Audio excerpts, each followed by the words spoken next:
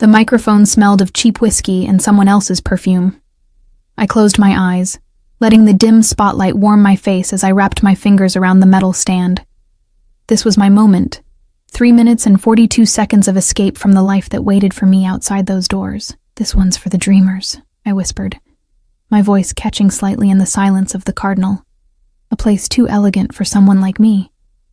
The first notes from the piano washed over me like a gentle wave, and I let my voice rise to meet them. Singing had always been my salvation, even when everything else fell apart, even when Michael's father disappeared with our savings, even when the rent came due and the refrigerator stood empty, even when my 5-year-old son asked why we couldn't turn the heat up in winter. The crowd was the usual Thursday night mix.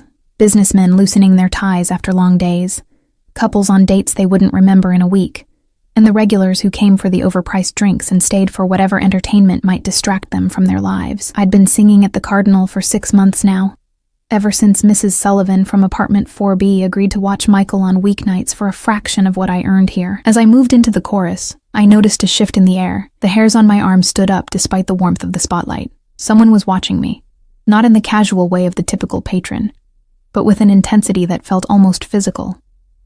My eyes scanned the room without breaking the melody, searching for the source of that heavy gaze. That's when I saw him. He sat alone at a corner table, half shrouded in shadow, the crystal tumbler of amber liquid before him, untouched. Even in the dimness, his presence commanded the space around him.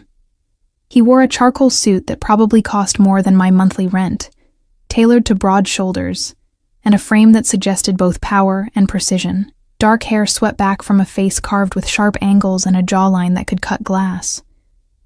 But it was his eyes that held me, impossibly dark, unblinking, and fixed solely on me. I faltered on a note, just slightly, enough that probably only I noticed. But the corner of his mouth twitched in response, a ghost of a smile that never fully formed. Throughout the remainder of my set, I felt those eyes on me. I sang to the crowd, moved across the small stage as I always did, but every motion felt performed for him alone. When I finally finished to scattered applause, I dipped my head in a modest bow and retreated to the small alcove behind the stage that served as our break room. "You've got an admirer out there," said Marco, the pianist, as he followed me back.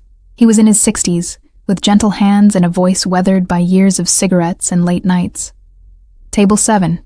Been coming in for the past week, always when you're on, never when Lizzie sings." "What?" I wiped the sheen of perspiration from my forehead with a tissue. "Why didn't you tell me before?" Marco shrugged, reaching for his ever-present thermos of coffee. "Figured you'd noticed. Man like that is hard to miss." "Who is he?" I asked, stealing another glance through the curtain. "Nobody knows his name. Staff calls him Mr. 7 since that's his table. Always reserved, even when the place is empty. Tony says he's somebody important, maybe politics or old money. Tips like a dream." Marco took a sip from his thermos. "Be careful though, Ellie. Men like that, they're used to getting what they catch their eye." I smoothed down my simple black dress, suddenly aware of how the fabric had faded from too many washes, how the hemline had been repaired twice already. "Well, he's out of luck then. I'm not for sale." Marco gave me a sad smile. "Everything's for sale at the right price, kid. That's the first rule of places like this." When I returned for my second set an hour later, he was still there, still watching, still untouching that same drink. Only now there was a small box on the table beside it, wrapped in deep blue paper and tied with a silver ribbon. My second set went smoother than the first. I chose slower songs, more intimate ones that allowed my voice to caress each note.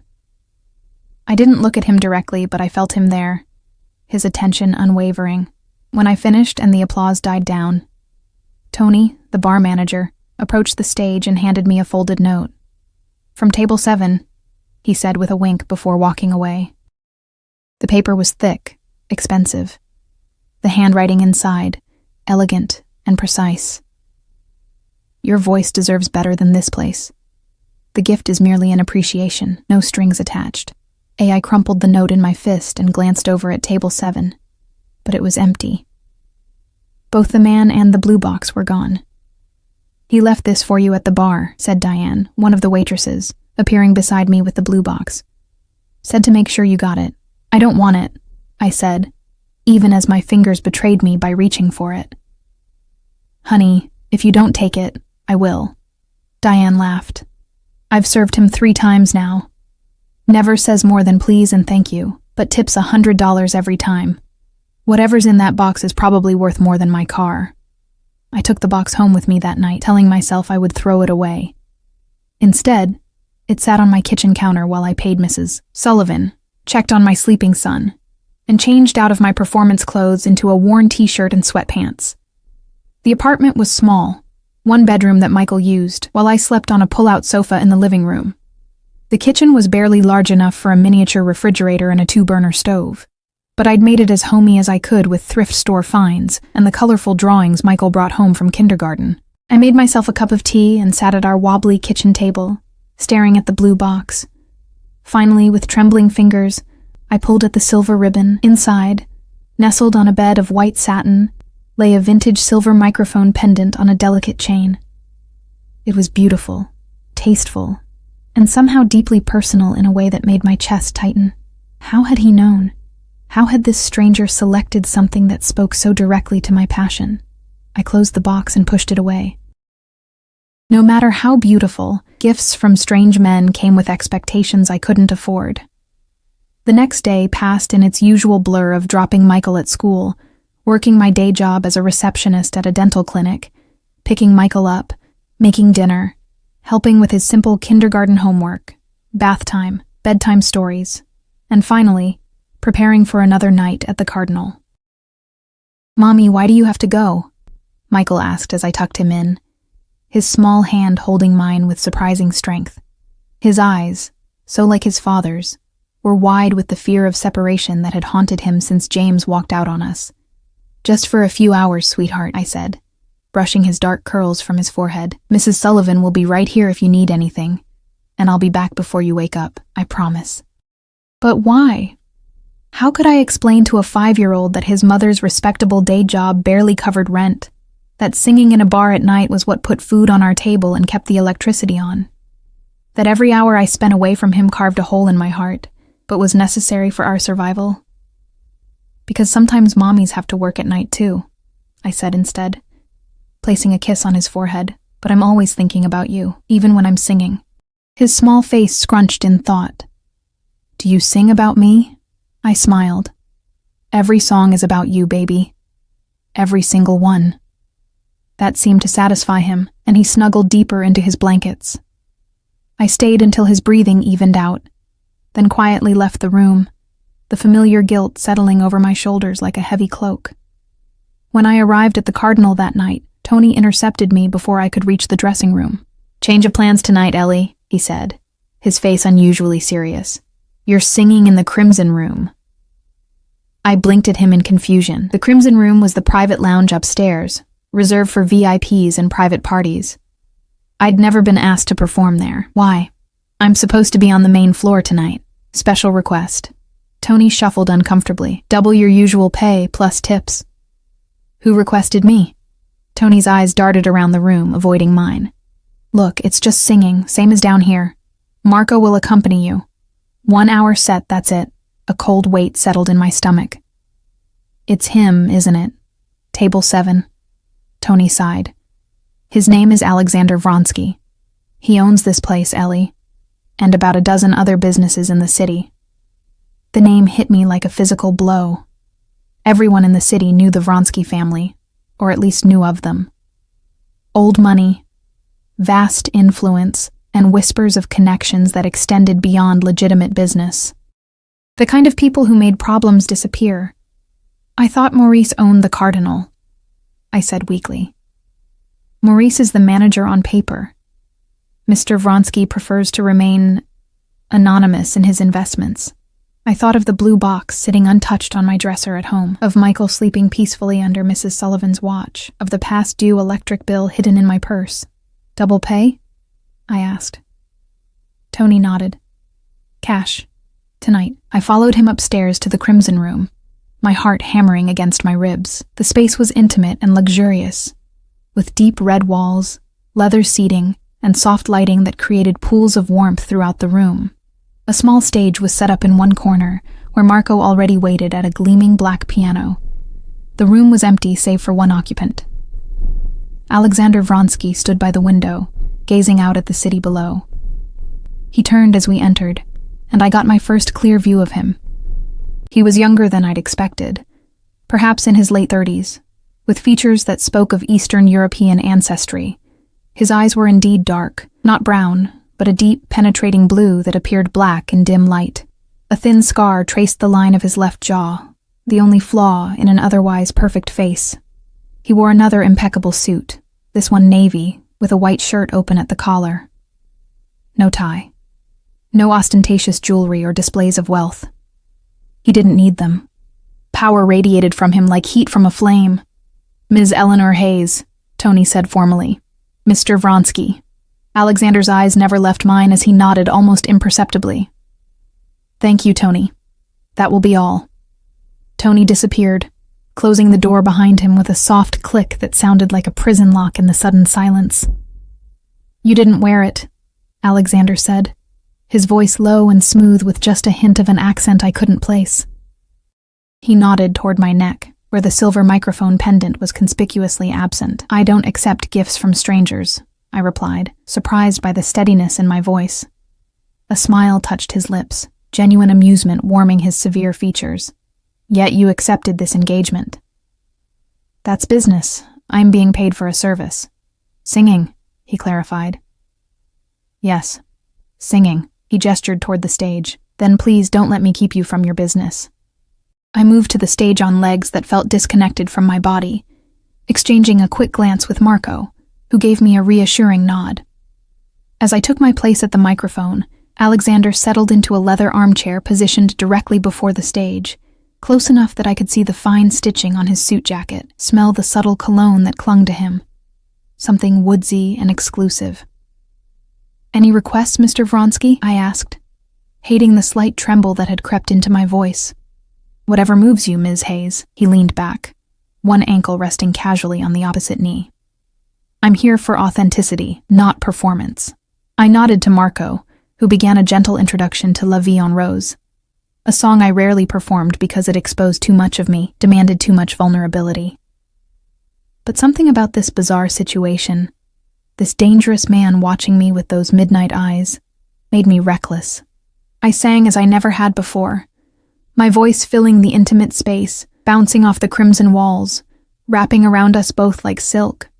I closed my eyes for most of it, unable to bear the intensity of his gaze. When the final note faded and I opened my eyes again, I found him leaning forward, elbows on knees, hands clasped before him. Something like wonder softened his expression. For an hour, I sang to him alone. Songs of love and loss, of hope and despair. When Marco played the final chord of our set, silence descended like a heavy curtain. Alexander stood and approached the stage, stopping at its edge. Up close, I could see that his eyes weren't solid blue, but ringed with darker indigo around the irises. He reached into his jacket and withdrew an envelope, which he placed on the piano. "You've given me an exceptional evening, Ms. Hayes," he said quietly. "I hope you'll accept this as an expression of my appreciation. Mr. Vronsky." "Alexander," he corrected. "And you're wondering why you're here, why I've been watching you." I swallowed hard. The thought crossed my mind. Something dangerous flashed in his eyes. There and gone so quickly I might have imagined it. Your voice called to me the moment I heard it. I merely answered. He turned to leave, then paused. The pendant. It belonged to my mother. She was a singer too before she married my father. I thought it fitting. Before I could respond, he was gone, leaving behind only the envelope and the lingering scent of his cologne. Marco whistled low. Well, that was intense. He picked up the envelope and handed it to me. Better count it. Men like that, their generosity usually comes with expectations. Inside was a stack of $100 bills. $5,000. More money than I made in 2 months at both my jobs combined. Tucked among the bills was another note in that elegant handwriting. For your son's education, no strings attached. My blood ran cold. How did he know about Michael? I barely slept that night, Alexander Vronsky's words echoing in my mind. For your son's education, no strings attached. How did he know about Michael? What else did he know about us? The money sat untouched on my nightstand, both tempting and terrifying. Dawn broke through the thin curtains of our apartment as I made Michael's lunch. Peanut butter and jelly on the last slices of bread. We needed groceries desperately. That envelope could solve so many immediate problems. "Mommy, your eyes are all puffy," Michael observed as he munched on his cereal. His own eyes were bright, innocent, unaware of our precarious financial situation. I forced a smile. "Just tired, sweetie. Drink your milk." After dropping Michael at school, I stopped at the bank and deposited half the money into a savings account I labeled Michael's college fund. The rest I kept in cash, hidden in the back of my dresser drawer. It felt like a compromise with my conscience. That afternoon, when I arrived at the dental office, my boss, Dr. Mercer, was waiting for me with a strange expression. "Eleanor, could I see you in my office?" His voice was formal, nothing like his usual friendly tone. My stomach dropped. I followed him into his small office, clutching my purse strap like a lifeline. "I received a call this morning," he began, not quite meeting my eyes, "from someone who claimed to be a business associate of yours." I frowned. "A business associate?" "He mentioned your evening performances." Dr. Mercer's face flushed. "Eleanor, you never disclosed this other employment when we hired you." "It's just singing," I said, my voice small. "A few nights a week at a lounge. It doesn't interfere with my work here." "The Cardinal isn't just a lounge," he said, finally looking at me. "I've heard things about its ownership." Ice flooded my veins. What exactly did this caller say? That you were a valuable talent who deserved a more flexible schedule. Dr. Mercer pushed his glasses up nervously. "He suggested I adjust your hours to accommodate your evening performances, or he would be disappointed." Alexander Vronsky. It had to be. "I'm sorry," I said, anger building beneath my fear. "I never asked anyone to call you." "Nevertheless," Dr. Mercer said, sliding a paper across his desk, "I've revised your schedule. You'll work 9 to 3 now, Monday through Thursday. Same pay." I stared at him. "That's 30 hours instead of 40. Same pay?" He nodded stiffly. I was strongly encouraged to be accommodating. I should have been grateful. More time with Michael, no reduction in pay. But all I felt was violated. This man, this stranger, was rearranging my life without permission, inserting himself into my affairs with the casual entitlement of someone used to controlling everything around him. That night at the Cardinal, I arrived early, determined to confront Alexander Vronsky. But Tony informed me that I'd been moved to the Crimson Room again. "Is he here?" I demanded. "Not yet," Tony said, avoiding my eyes. "But he will be." "Listen, Ellie."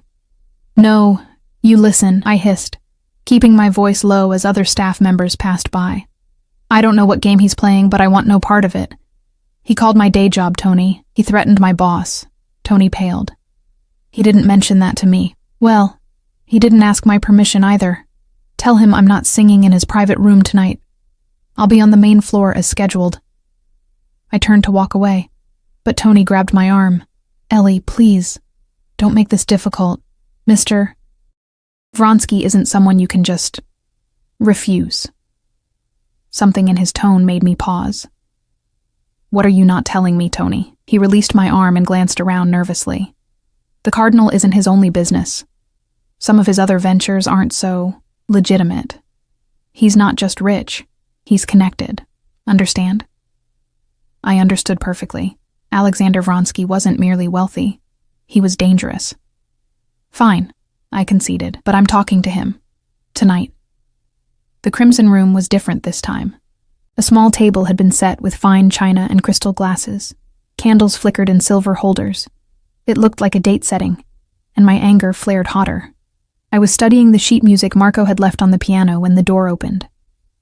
Alexander entered, followed by a stone-faced man in a dark suit who positioned himself discreetly by the door after scanning the room. A bodyguard. Alexander's eyes found me immediately. He wore a charcoal gray suit tonight, with a deep burgundy tie that matched the room's walls. He looked like he owned the place, which, of course, he did. "Ms. Hayes," he greeted me, his voice smooth as aged whiskey. "You look lovely tonight." I was wearing the same black dress I always wore. the one with the mended hem. His compliment felt like mockery. "Why did you call my employer?" I asked without preamble. If he was surprised by my directness, he didn't show it. "You worked too hard, split between 2 demanding jobs, raising a child alone. I merely facilitated a more manageable schedule." "It wasn't your place to facilitate anything in my life. You don't know me." His expression didn't change, but something shifted in his eyes. "I know more than you might think, Eleanor Hayes. Nay Wilson. 28 years old.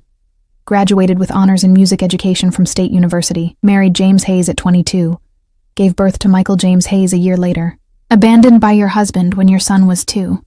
He emptied your bank accounts before disappearing to Miami with his mistress." Each word fell like a stone in the silent room. I felt the blood drain from my face. "How? Knowledge is a commodity I trade in," he said simply. "I was curious about the woman with the voice that haunted me, so I learned about her. That's stalking," I whispered. "That's interest," he corrected. "If I wanted to stalk you, Eleanor, you would never see me coming." The casual threat in his words made me shiver. "What do you want from me?" I asked, hating the tremor in my voice. He approached slowly, stopping a respectful distance away. "Initially, to hear you sing in a setting worthy of your talent. Now?" His gaze swept over me, not leering but assessing. "I find myself wanting to know the woman behind the voice." "I'm not available to be known," I said firmly. "I have a son to raise, 2 jobs, no time for whatever this is." "A convenient schedule now," he reminded me. "And singing for me pays considerably more than singing for the general public." I thought of the $5,000, half already deposited in Michael's college fund. I thought of our empty refrigerator, Michael's too small winter coat, the medications he needed for his asthma. 1 hour, I conceded. "I sing for 1 hour, you pay me as agreed, and then I go home to my son." Something like disappointment flickered across his face, but he nodded. "As you wish." I moved to the stage area, but he stopped me with a raised hand. "Actually, I hoped we might dine first. I had a meal prepared." "I'm here to sing, Mr. Vronsky." "Alexander," he corrected again. "And you need to eat, Eleanor. I doubt you had time between jobs and your son's school." He was right, irritatingly so. I'd had nothing since a stale muffin at the dental office that morning. "Fine," I agreed reluctantly. "A quick meal." He pulled out my chair with old-world courtesy, then seated himself across from me. The bodyguard opened a side door, and a waiter appeared with covered dishes. The meal was exquisite. Tender steak, roasted vegetables, freshly baked bread.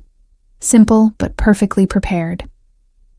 "You don't wear your wedding ring," Alexander observed as we ate. I instinctively touched my bare finger. It wasn't worth keeping. "The marriage or the ring?" "Both," I admitted. "The ring was pawned to pay rent after James left." Alexander's expression darkened. "Your husband has much to answer for." "Ex-husband," I corrected, "and he's not worth discussing. Yet his actions shaped your current circumstances." I put down my fork, appetite fading. "Why are you so interested in my circumstances, Alexander? What do you really want?" He considered me for a long moment, those midnight blue eyes unreadable. "I want what most men want, Eleanor. Beauty, truth, connection. But I've found these things exceedingly rare in my world, and you think you'll find them with a struggling single mother who sings in your bar." A ghost of a smile touched his lips. "I think there's more honesty in your voice than in all the boardrooms and backroom deals I navigate daily." "That's not an answer." "No," he agreed, "it's not." After dinner, I sang for him as agreed. He watched with that same intense focus, never taking his eyes from me. When the hour ended, he approached the piano where Marco sat. "Would you give us a moment, please?" he asked Marco, who glanced at me uncertainly. "It's okay," I assured him, though I wasn't entirely convinced myself. When we were alone, Alexander removed another envelope from his jacket. "Your payment, as agreed." I took it wordlessly, not bothering to count it this time. "I'd like to make this arrangement permanent," he said. "Exclusive performances, twice weekly. In return, I'll triple your current earnings from the Cardinal." The offer was too generous, which made me more suspicious. "Why?" Because talent should be rewarded, he said simply. And because I enjoy your company, Eleanor. This isn't company, I replied. This is a transaction. Something dangerous flashed in his eyes. Is that all you think you're worth? A transaction? It's all I can afford to be. I have responsibilities. To your son. He nodded. I respect that. My offer stands, with no expectations beyond your singing. Think about it. Before I could respond, he reached into his pocket and withdrew a small object, the silver microphone pendant. He held it out to me. It was my mother's, as I said. She would have wanted another singer to have it. Whether you accept my offer or not, I hope you'll take this. No strings attached. I hesitated, then slowly reached for it. The silver was cool against my palm, heavier than it looked. Thank you, I said quietly. As I turned to leave, he spoke again. One more thing, Eleanor. James Hayes returned to the city yesterday. He's staying at the Westbridge Hotel downtown. I froze, my heart suddenly hammering in my chest. How do you know that? I make it my business to know things that might affect my interests. His voice was casual, but his eyes were watchful. Just information. What you do with it is your choice. I fled the Crimson Room, clutching both the envelope and the pendant, feeling like I'd escaped something both dangerous and magnetic. But Alexander Vronsky's final words followed me home, echoing in my mind as I relieved Mrs. Sullivan and checked on my sleeping son. James was back in the city after 3 years of silence, of struggling alone, of explaining to Michael why Daddy didn't call on birthdays or Christmas. Why now?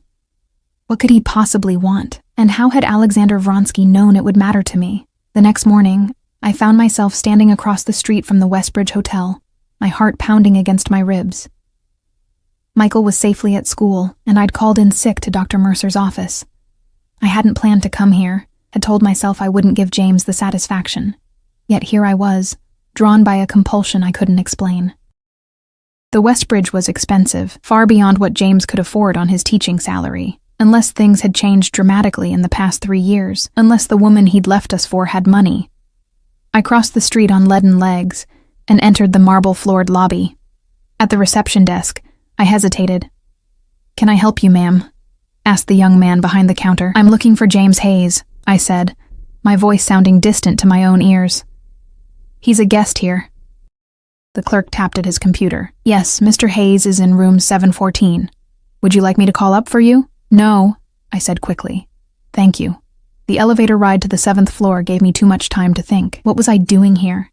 What did I hope to accomplish by confronting the man who had destroyed our family, who had left his 2-year-old son without a backward glance? Closure? Justice? Or was I simply curious to see if he was as handsome as I remembered, if he still had the power to charm with just a smile? I found room 714 and raised my hand to knock, then froze. From inside came a child's laugh, high and clear and achingly familiar. Michael was in school. This wasn't his laugh. Before I could process this, the door swung open, and there stood James, tanned and fit, his dark hair shorter than he'd worn it during our marriage, but his green eyes just as vibrant. He stared at me in shock. "Ellie?" Behind him, a little girl of about 3 peeked around his legs. She had his eyes, his dimpled smile. My chest constricted painfully. "You have a daughter," I whispered. James's face paled. "Ellie, I can explain." "Daddy, who's that?" The little girl tugged at his pants leg. "A friend of Daddy's, sweetheart," he replied, not taking his eyes off me. "Go tell Mommy we need a minute, okay?" The child disappeared into the room, and James stepped into the hallway, pulling the door almost closed behind him. "What are you doing here?" he asked, voice low. "How did you find me? Does it matter?" My shock was hardening into something colder, sharper. "You have another child." He had the decency to look ashamed. "It's not what you think." "Really? Because I think you left your wife and 2-year-old son, emptied our bank accounts, and started a new family. What part did I misunderstand?" "Lower your voice," he hissed, glancing nervously at the door. "Sophia doesn't know about before." "Sophia, your new wife doesn't know you already had a family?" The absurdity of it almost made me laugh. What did you tell her, James? That you sprang fully formed into her life without a past? He ran a hand through his hair, a familiar gesture that once I'd found endearing. Now it made me want to scream. It was easier this way, he said. A clean break. A clean break, I repeated. There was nothing clean about how you broke us, James. Nothing clean about how I had to explain to Michael why his father disappeared. Nothing clean about working 2 jobs to keep us afloat after you took everything. I was suffocating, Ellie, he said, his voice taking on the self-pitying tone I now recognized as manipulation. The responsibility, the constant worry about money, your obsession with music. Don't you dare, I cut him off. Don't you dare make this my fault. The door opened wider, and a woman appeared. Blonde, slim, expensively dressed. She looked between us with confusion. James? What's going on? I saw the moment realization dawned in her eyes as she took in my face, so similar in structure to the little girl's. You're his ex, she said flatly. Sophia, James began. You told me you'd never been married, she said to James, her voice rising. You told me Lily was your first child. I can explain, he said again, the same empty words he'd offered me moments before. I backed away, suddenly desperate to be anywhere else. I'm sorry, I said to Sophia, meaning it. I didn't come to cause trouble. Why did you come? She asked, eyes narrowed with suspicion. I looked at James, this stranger who had once been the center of my world. I honestly don't know anymore. I fled back to the elevator, James calling after me but not following. Outside the hotel, I gulped fresh air, trying to steady myself. The betrayal I'd thought long scabbed over was suddenly fresh again, but different this time. James hadn't just abandoned us. He'd erased us, created a new life where we never existed. And he had another child, a daughter who would never know she had a half-brother. Michael had a sister he would never meet. The unfairness of it burned through me like acid. I walked blindly, no destination in mind, just needing to move, to outpace the rage and grief threatening to overwhelm me. Eventually, I found myself in a small park, sitting on a bench as afternoon shadows lengthened. My phone showed 3 missed calls from Dr. Mercer's office and a text from Mrs. Sullivan reminding me she had plans that evening and couldn't watch Michael. I'd have to call Tony, tell him I couldn't sing tonight. The thought of facing the cardinal, of potentially seeing Alexander Vronsky after he'd set this whole disaster in motion with his information, made my stomach clench. As if conjured by my thoughts, a black Bentley pulled up to the curb beside the park. The back door opened, and Alexander Vronsky emerged, immaculate in a light gray suit despite the late hour. His bodyguard appeared from the front passenger seat, but remained by the car as Alexander approached my bench. Are you following me? I demanded, too emotionally exhausted for politeness. Yes, he admitted without shame. I was concerned when you didn't arrive for your shift. I called Tony. Family emergency. Alexander sat beside me, maintaining a respectful distance. You saw him, he stated, rather than asked. I laughed bitterly. Yes, I saw him, his new wife, and their daughter. The family he replaced us with. Alexander was silent for a moment. I apologize. I thought you should know he had returned, but I didn't anticipate this outcome. Didn't you? I turned to face him. What did you think would happen when you dangled that information in front of me? Did you think I'd be grateful for the chance to confront the man who abandoned us? Or did you just want to watch what happened? His eyes narrowed slightly. I'm not in the habit of toying with people, Eleanor. No? Then why tell me at all? Why dig into my past, rearrange my work schedule, offer me money that comes with invisible strings? What do you want from me? He seemed to consider his words carefully. When I first heard you sing, I recognized something in your voice. A particular kind of pain transformed into beauty. It resonated with me. I wanted to understand its source, so I'm a curiosity to you? A psychological puzzle? You're a remarkable woman, he replied simply. One who deserved to know that the man who betrayed her was nearby, potentially disrupting your life again. And you just happened to know where he was staying, who he was with. As I said, information is a commodity I trade in. I shook my head, too tired to untangle his motives. I need to pick up my son from school. My driver can take you, he offered, gesturing to the Bentley. No, thank you. I prefer the bus. Alexander's jaw tightened. It's going to rain. Let me at least ensure you and your son don't get soaked. As if on cue, the first heavy drops began to fall. I glanced at my watch. If I waited for the bus, I'd be late picking up Michael. Fine, I conceded. But just to the school and then home. The interior of the Bentley was as luxurious as I'd imagined. All soft leather and polished wood. Alexander sat opposite me, giving me space. His bodyguard driver navigated the city streets with smooth efficiency. You're wearing it, Alexander observed, nodding toward my neck. My hand went to the silver microphone pendant I'd put on that morning without conscious thought. It seemed wrong to waste it in a drawer, I said defensively. He smiled slightly. It suits you. We rode in silence until the car pulled up outside Michael's school. Children were already streaming out the front doors, teachers shepherding them to waiting parents. Wait here, please, I said, not wanting Alexander to see Michael, to have any further connection to my son's life. But as I exited the car, Michael came bounding down the steps, his Spider-Man backpack bouncing against his small shoulders. He spotted me and raced over, then stopped abruptly, eyes widening at the sight of the Bentley. Wow, is that your car, Mommy? No, sweetheart, it belongs to... I hesitated. A friend is giving us a ride home. Michael peered past me into the car's open door, where Alexander was now visible. To my surprise, Alexander slid across the seat and emerged from the car, standing beside me. He was tall, his presence commanding even in the casual chaos of elementary school dismissal.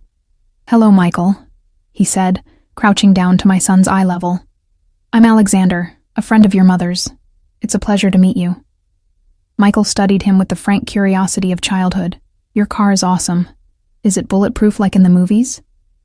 Alexander's mouth twitched with amusement. As a matter of fact, it is. Cool, Michael breathed, then looked up at me. Can I ride in the bulletproof car, Mom? Please?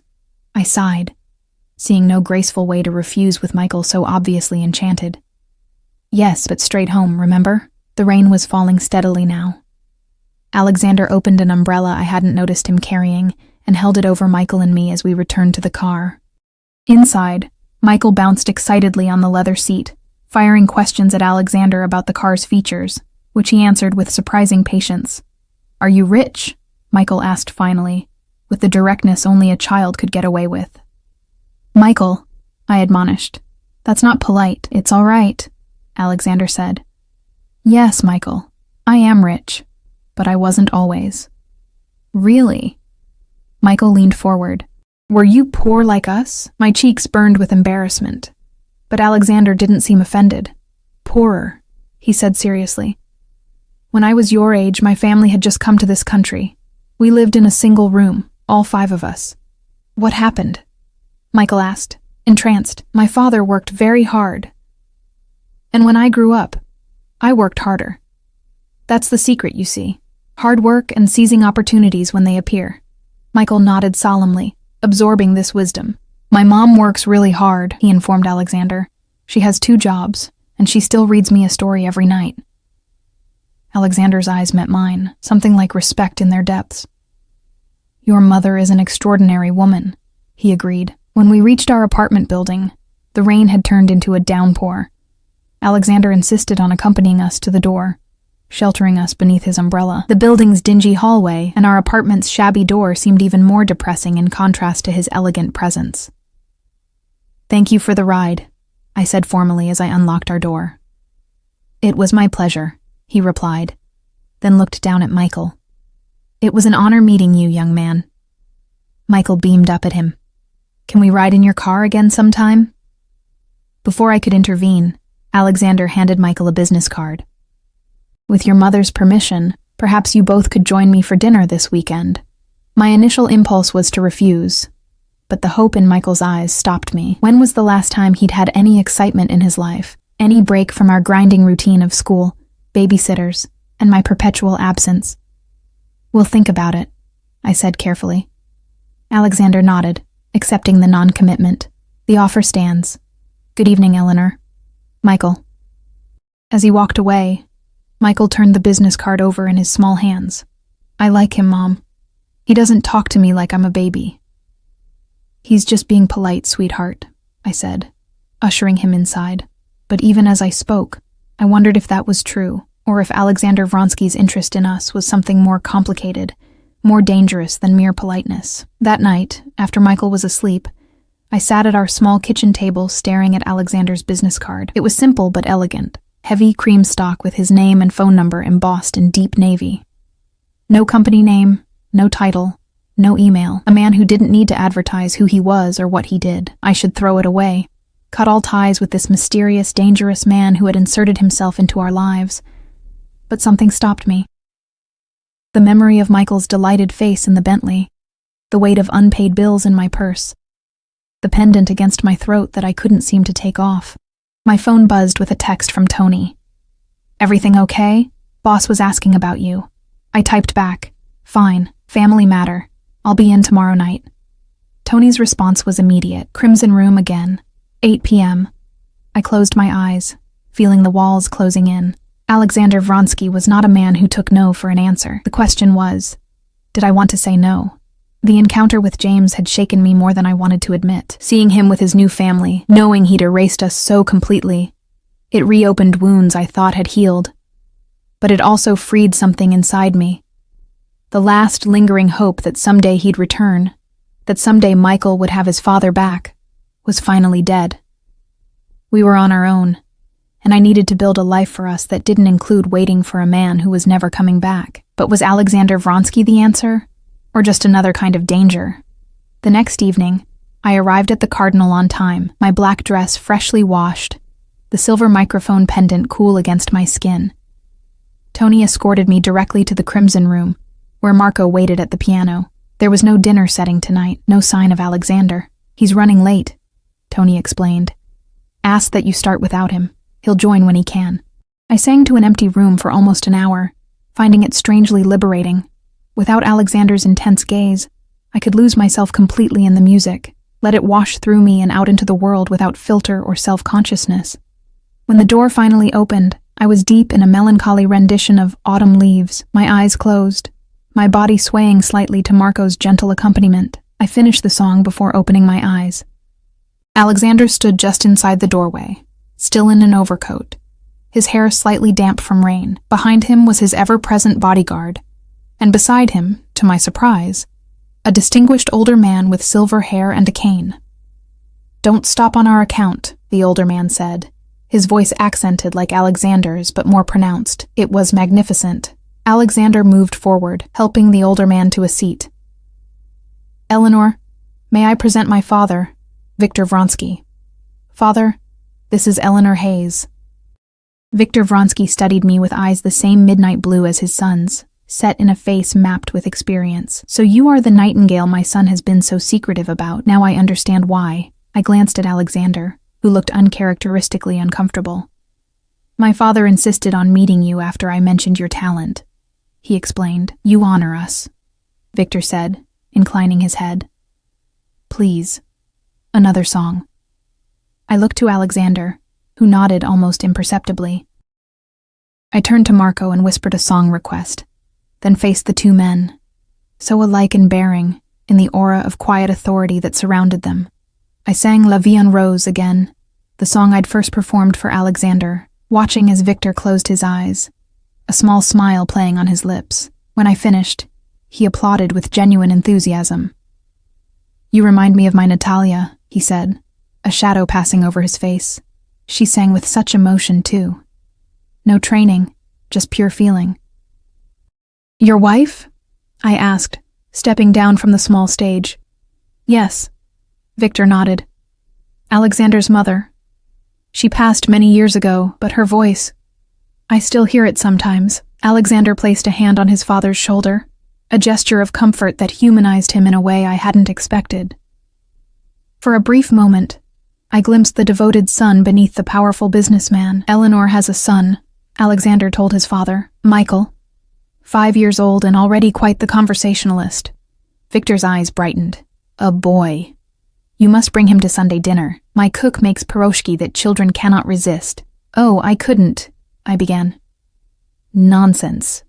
Victor waved away my protest. Family dinner is sacred. Alexander will arrange it. I caught Alexander's eye, silently questioning what exactly was happening. He gave me a look that suggested we would discuss it later. Now, I have taken enough of your time, Victor said, struggling slightly to stand. Alexander immediately moved to assist him. Age, Victor sighed. It comes for us all eventually. Even my stubborn son here. Father, Alexander said with fond exasperation. You should be home resting, not out in this weather. I am not dead yet, Victor retorted. And I wanted to meet the woman whose voice has my son distracted from business for the first time in 20 years. With that parting shot, he allowed Alexander to escort him to the door, where the bodyguard waited. Alexander spoke quietly to him, then returned to the room while the other two departed. I apologize for the interruption, he said. My father can be insistent. He seems lovely, I said honestly. But dinner? Alexander, I don't know what's happening here. Between us. He approached slowly, stopping at a respectful distance. What would you like to be happening, Eleanor? I don't know, I admitted.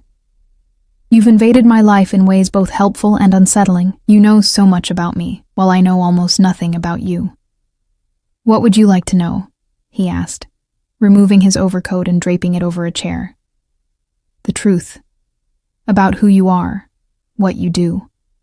Why you're so interested in me and my son. Alexander was quiet for a moment, then gestured to the small table in the corner. Shall we sit? I followed him to the table, perching nervously on the edge of my chair. He sat opposite me, his posture relaxed, but his eyes watchful. My family came to this country when I was 6, he began. We had nothing. Political refugees from the Soviet collapse.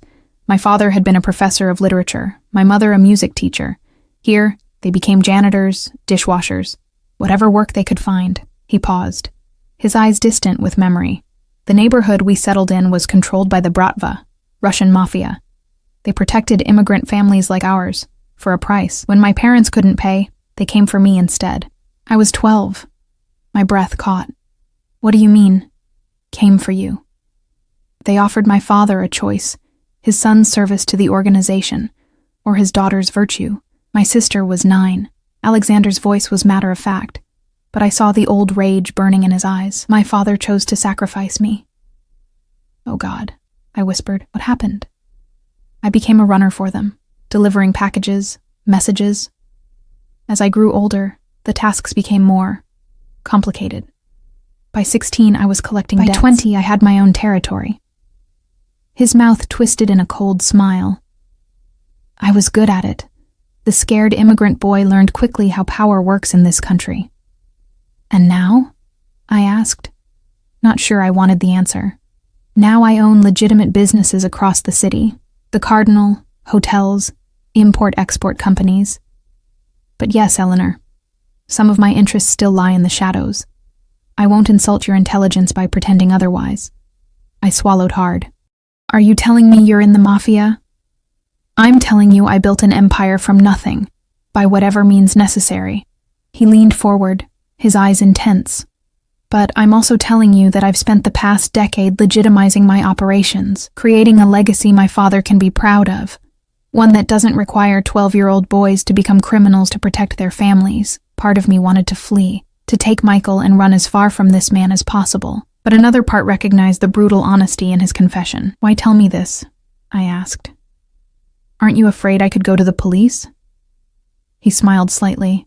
With what evidence? Besides, I think you understand survival, Eleanor. The lengths one goes to for family. I thought of the double shifts, the exhaustion, the compromises large and small I'd made to keep Michael safe and fed. That still doesn't explain your interest in me, I said, or why you've inserted yourself into my life. Alexander's expression softened. When I first heard you sing, something resonated. A familiar pain, transformed into something beautiful. I wanted to understand it. Then I wanted to ease it. He shrugged, a surprisingly vulnerable gesture, and then I simply wanted to be near it. Near you. I'm a single mother working 2 jobs to make rent. I said bluntly. You're... I gestured vaguely at him, encompassing the expensive suit, the power, the dangerous past. A man who recognizes rare things when he finds them, he finished for me. A man who knows the value of family, loyalty, protection. I don't need protection, I said automatically. His eyebrow rose. No? Your ex-husband returned to the city yesterday. Today he left again, rather hastily, from what I understand. Ice slid down my spine. What did you do? Nothing, Alexander said, raising his hands. I merely suggested to James Hayes that his continued presence in the city might prove uncomfortable for all involved, particularly given the substantial backchild support he owes. You threatened him, I translated. I reminded him of his legal obligations, Alexander corrected. He seemed eager to return to Miami.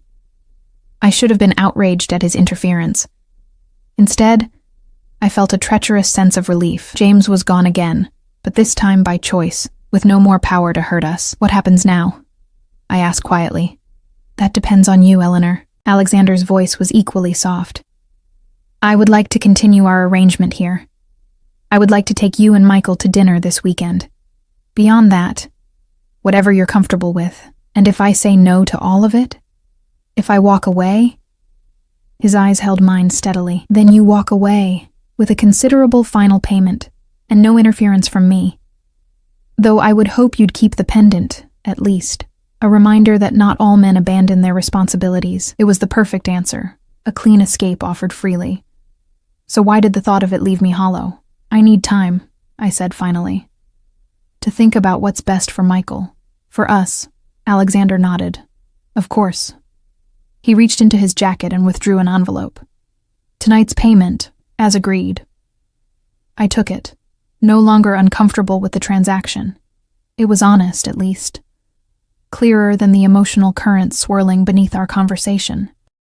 Will you at least consider Sunday dinner? He asked as I stood to leave. My father would be disappointed to miss the opportunity to spoil a child. It's been too long since there were children in our family home. I thought of Michael. His excitement at the Bentley ride, his easy rapport with Alexander. I thought of Victor's kind eyes, so like his son's. I'll think about it, I promised. As I left the Crimson Room, I realized I was still wearing the microphone pendant. Somehow, it no longer felt like a gift from a stranger, but a connection to a story I was only beginning to understand. Sunday morning dawned clear and crisp, autumn sunlight filtering through our apartment windows, as I helped Michael button his best shirt, a navy blue one bought on clearance last Christmas. Is Alexander's house big? Michael asked, vibrating with excitement. Does he have a swimming pool? A dog? I don't know, sweetheart, I answered truthfully. We'll find out together. After much deliberation, I had texted Alexander yesterday accepting his dinner invitation. His response had been simple. We look forward to it.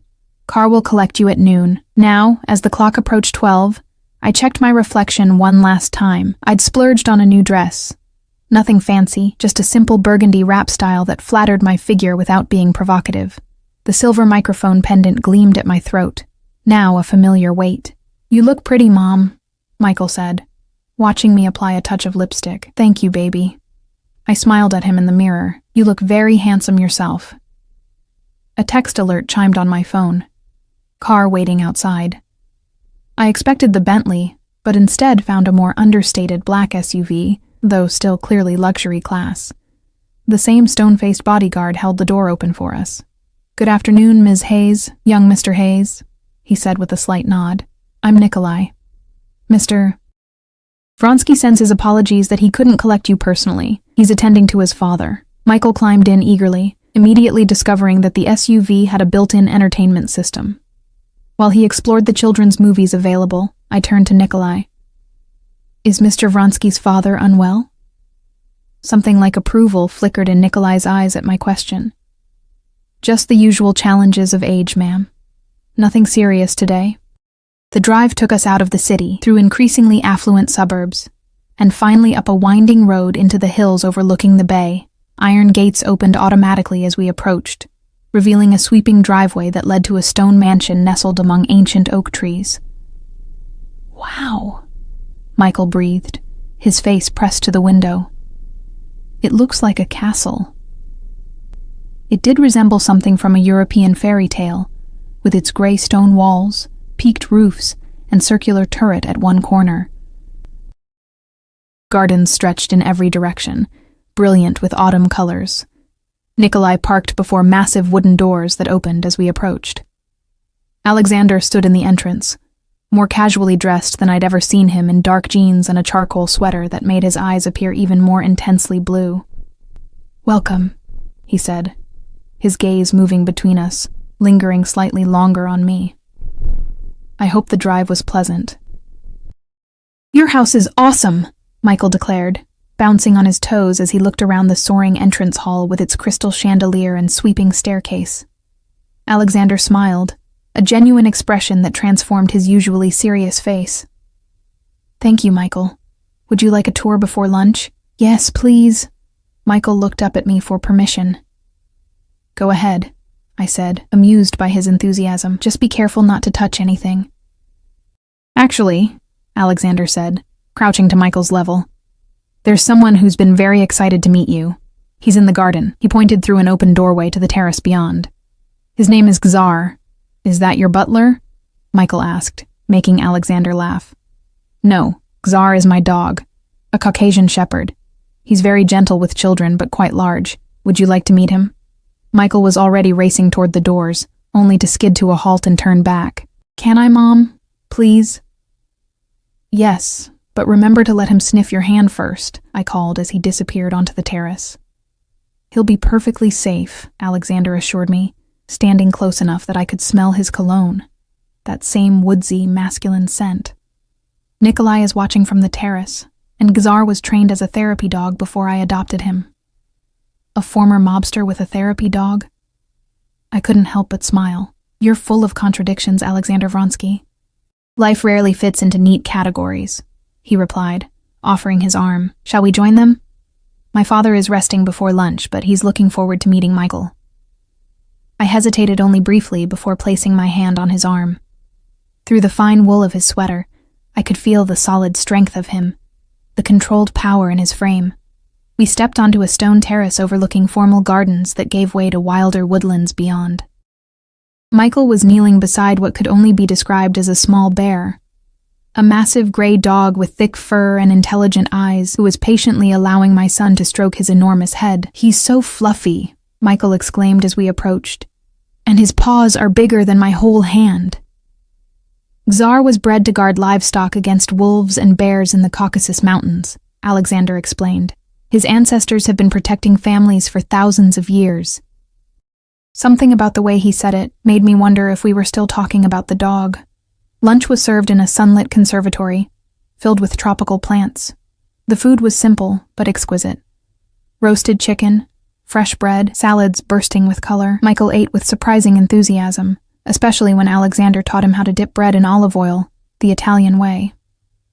After the meal, Victor joined us, moving slowly with his cane, but his eyes bright with interest. He took to Michael immediately, producing a carved wooden chess set and teaching him the basics of the game, while Alexander gave me a tour of the main floor of the house. "This has been in my family for 3 generations, he explained, as we walked through a library lined with leather-bound books. "My grandfather purchased it when he immigrated in the 1950s. It was nearly derelict then." "It's beautiful," I said honestly. "It feels lived in, not like a showpiece." "That's important to me," he said, stopping before a wall of family photographs. Growing up in that single room, all I wanted was space, but as I acquired properties, I discovered most large houses feel empty, impersonal. This one has always been different. I studied the photos. Alexander as a serious-faced teen beside a young girl I assumed was his sister. Victor in his prime with a beautiful dark-haired woman who must be Natalia. More recent images of family gatherings. "Where is your sister now?" I asked. "Anna lives in Vienna with her husband and their twins. She's a concert violinist." Pride warmed his voice. "She was always the talented one. You saved her," I said quietly, "when you were 12. His eyes met mine, something vulnerable flashing in their depths. "We protect our own, Eleanor. It's the only rule that matters in the end." Later, As afternoon stretched toward evening, Michael fell asleep on a couch in the library, exhausted from excitement and the fresh air he'd gotten playing with Czar in the gardens. I covered him with a throw blanket, then found Alexander and Victor on the terrace, speaking quietly in Russian. They switched to English as I approached, Victor gesturing for me to join them. "Your boy is magnificent," he told me, his expression warm. "Bright, curious, well-mannered. You have done an excellent job, raising him alone." "Thank you," I said, unexpectedly touched by his praise. "It hasn't been easy, but he's worth every struggle. Children always are." Victor nodded. "You know, Alexander was also raised without his father for many years." Alexander shot his father a warning look, which Victor ignored. "I was imprisoned for a time," Victor continued, watching me carefully. "Political disagreements with the Soviet regime. Alexander was 8 when I was taken, 13 when I was released. His mother kept them alive through impossible circumstances." I glanced at Alexander, understanding more pieces of his story. The sacrifice his father had been forced to make when the Bratva came. The years of separation. The determination to build something legitimate from the ruins of a shattered childhood. "You have your mother's strength," Victor told him, patting his hand. "And her heart, though you hide it well." Alexander said something soft in Russian that made Victor smile and rise laboriously to his feet. "I will check on young Michael and then rest before dinner," he announced. "You two, enjoy the sunset. It is spectacular from the western terrace." After he departed, Alexander led me to a smaller terrace that faced the setting sun. The vista was breathtaking, rolling hills in autumn splendor, the distant shimmer of the bay, and the sky painted in fiery orange and deep purple. We stood in companionable silence for several minutes, watching the sun sink lower. "Your father adores you," I observed finally. "The feeling is mutual," Alexander replied. "He sacrificed everything for us. His career, his freedom, years of his life. When we came to America, he was a broken man physically, but never in spirit." "And your mother? What happened to her?" Pain shadowed his face. "Cancer, when I was 25. She lived to see me successful, but not entirely legitimate. It was her dying wish that I find a different path." "And have you?" I asked softly. "I'm trying," he said, his voice equally quiet. "Some debts can never be fully repaid. Some wounds never completely heal, but I'm building something better, something that doesn't require the same compromises." He turned to face me, his expression more open than I'd ever seen it. "Eleanor, I know this is unorthodox, my interest in you, in Michael. My past is complicated, parts of it dark. I understand if that makes you hesitant." "It should," I admitted. "Everything about you should send me running. And yet, he prompted when I didn't continue. "And yet I feel safer with you than I have in years," I confessed. Seen in a way I'd forgotten was possible. He stepped closer, his hand rising to touch the pendant at my throat.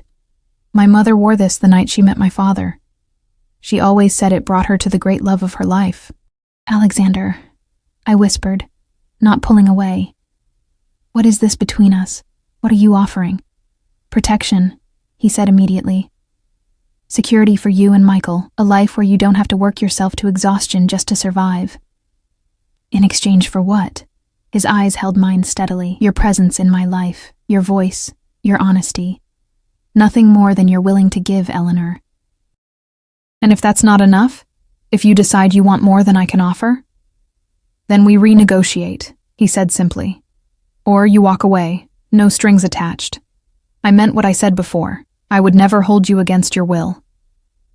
I believed him, despite every reason not to. "Michael comes first," I said firmly. "Always.